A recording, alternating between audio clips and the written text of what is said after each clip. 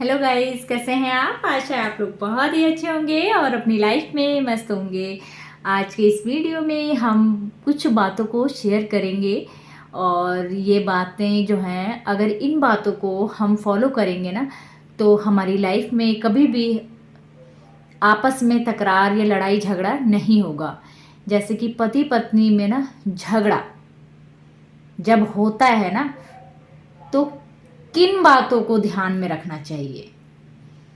ये इन बातों को अगर हम ध्यान रखेंगे ना, तो हस्बैंड वाइफ में कभी झगड़ा ज़्यादा दिन तक टिक नहीं सकता। ये झगड़ा तो वो बातें क्या है।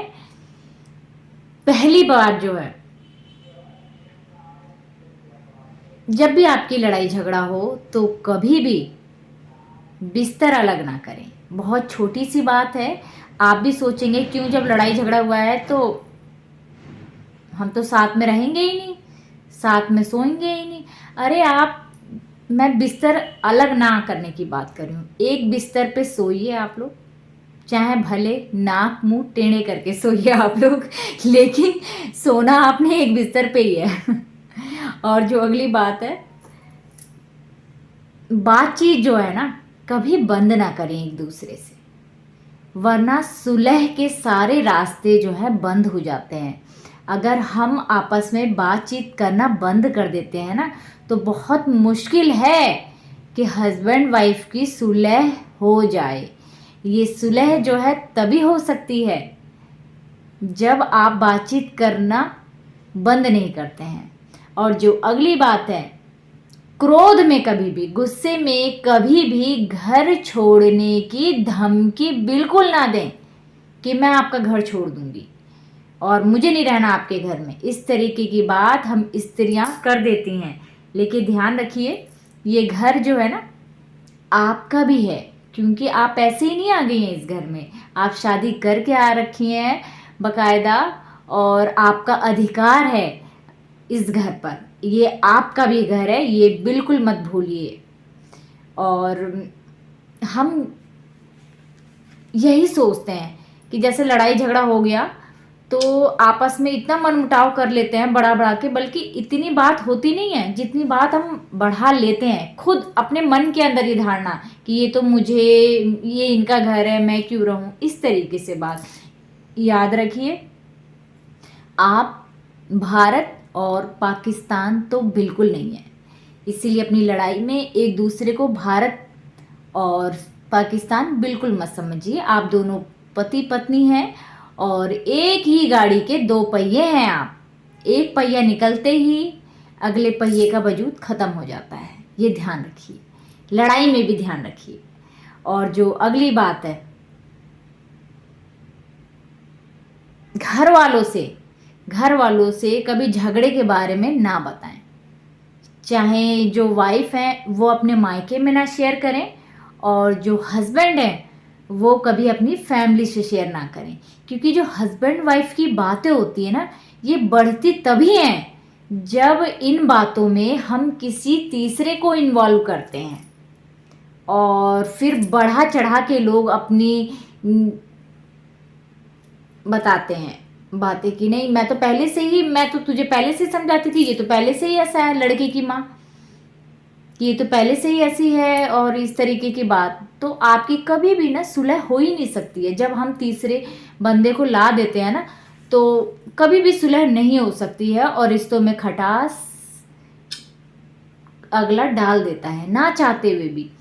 और जो वाइफ है वो भी अपने हस्बैंड की शिकायत, मनमुटाव के बारे में अपनी माँ से ना बताएं। देखिए, रिश्ता आपका है, बनाना आपको ही है और बिगाड़ना भी आपको ही है।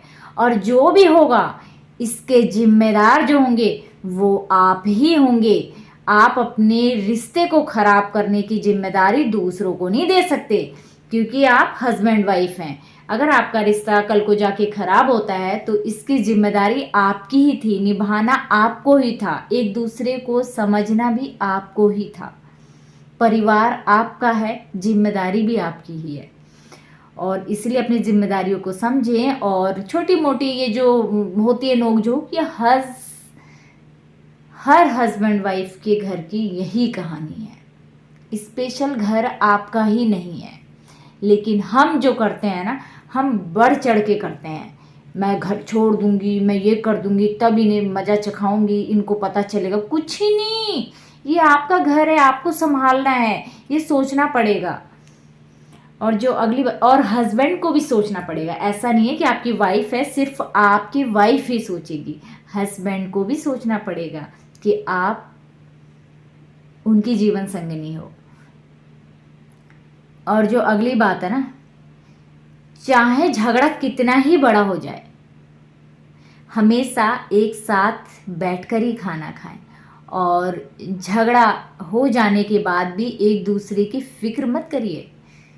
ये मत सोचिए कि मुझे एक दूसरे की फिक्र करनी ही नहीं है, मुझे फिक्र करना ही नहीं है, या फिर कोई अगला भी समझा देता मत करो इनकी फिक्र। नहीं, करनी पड़ती है फिक्र।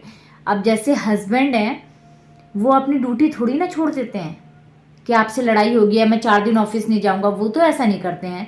तो आप कैसे अपनी ड्यूटी छोड़ सकती हैं? कुछ वाइफ्स ऐसे ही होती हैं कि अगर लड़ाई झगड़ा हो गया ना तो सारे काम धाम छोड़ देती हैं, लंच टिफिन खाना वाना बनाना सब बंद कर दिया एक साथ।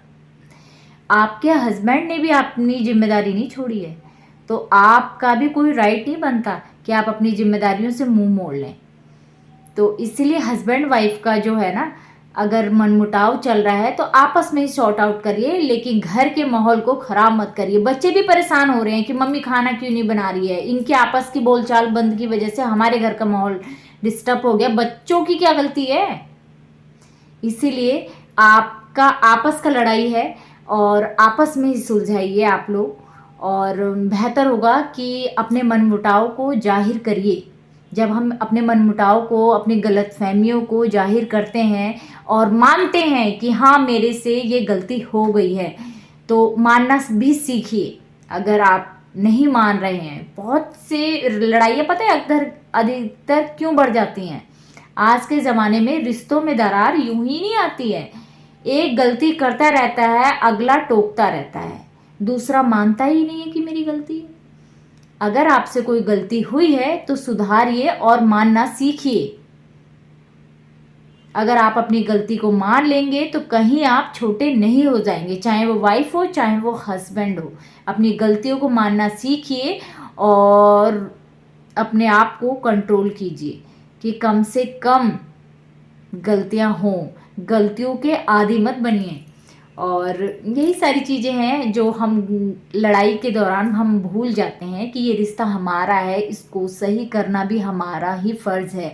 और हम क्या करते हैं, और जो अगली गलती हम जो करते हैं, लोगों को बताते हैं कि मेरी लड़ाई हो गई, हमारा मनमुटाव चल रहा है, हमारा ये हो गया, हमारा वो हो गया। इस तरीके की बातें हम करते हैं।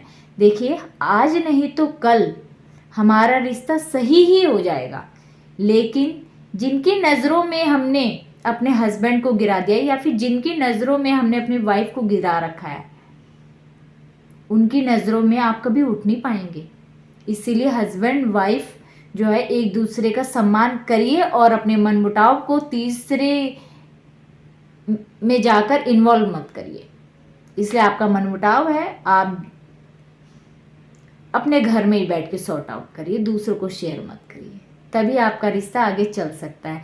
और यही सब चीज़ें हैं जो हम लड़ाई के दौरान भूल जाते हैं। इसलिए अगर आप चाहते हैं आपका रिश्ता हमेशा मजबूत बना रहे, तो इन बातों को हमेशा ध्यान रखिएगा। और यही सब बातें छोटी छोटी टिप्स हैं जो अगर हम याद रखेंगे तो अपनी लाइफ में हमेशा हैप्पी रहेंगे, कभी तनाव नहीं आएगा हमारी लाइफ में। आप लोग को मेरा वीडियो पसंद आया हो तो लाइक करिएगा, सब्सक्राइब करिएगा, और बाय बाय माय गाइस, और श्री शिवाय नमस्तुभ्यम दोस्तों।